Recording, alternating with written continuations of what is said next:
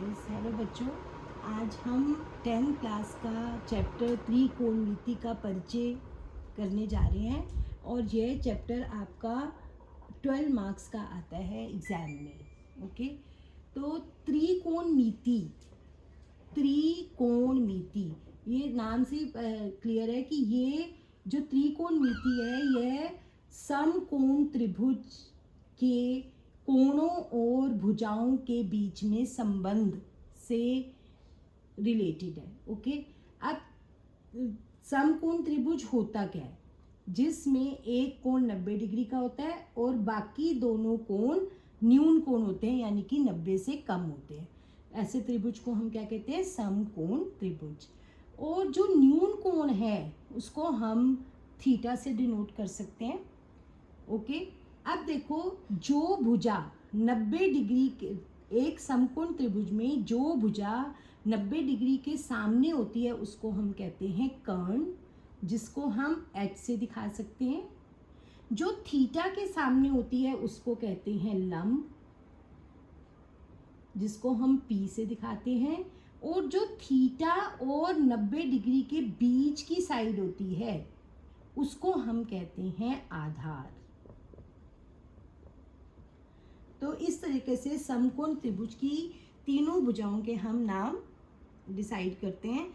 और एक बात और आपको इसमें ध्यान देनी है कि अगर थीटा, क्योंकि न्यून कोण तो ये भी है और न्यून कोण ये भी है, तो अगर थीटा मान लो ये है ऊपर वाला, तो लंब और आधार की पोजीशन चेंज हो जाएगी। ठीक है, कर्ण वही रहेगा क्योंकि 90 डिग्री की पोजीशन तो सेम ही है। 90 डिग्री के सामने वाली भुजा ये कर्ण, थीटा के सामने वाली भुजा लंब, और थीटा और 90 डिग्री के बीच की भुजा क्या होगी? आधार। ये वाली भुजा क्या होगी? आधार। अब आप देख रहे हो, जब थीटा ये था तो ये आधार था और ये लंब था। जब थीटा ये है तो थीटा के सामने वाली भुजा ये लंब हो गई और ये क्या हो गया? आधार। ठीक है, ये चीज आपको क्वेश्चंस को सॉल्व करते हुए बहुत ध्यान देनी है। ओके, अब देखो, त्रिकोणमितीय अनुपात, त्रिकोणमितीय अनुपात। सबसे पहले देखो, लंब और कर्ण यानी कि P और H, लंब और कर्ण के अनुपात को हम कहते हैं साइन थीटा।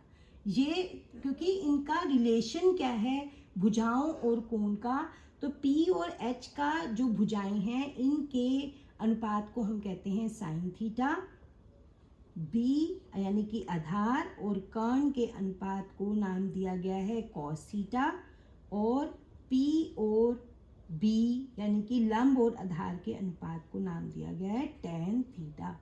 तो दीज आर, ये तीन त्रिकोणमितीय अनुपात है। अब तीन त्रिकोणमितीय अनुपात और भी हैं जो कि इनके व्युत्क्रमानुपाती हैं। जैसे साइन थीटा है, साइन थीटा का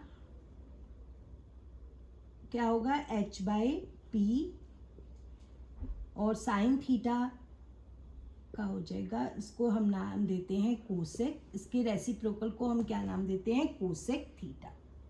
ओके, और B/H का रेसिप्रोकल क्या होगा? H/B, और इसको हम कॉस थीटा के रेसिप्रोकल को इसलिए कहते हैं सेक थीटा।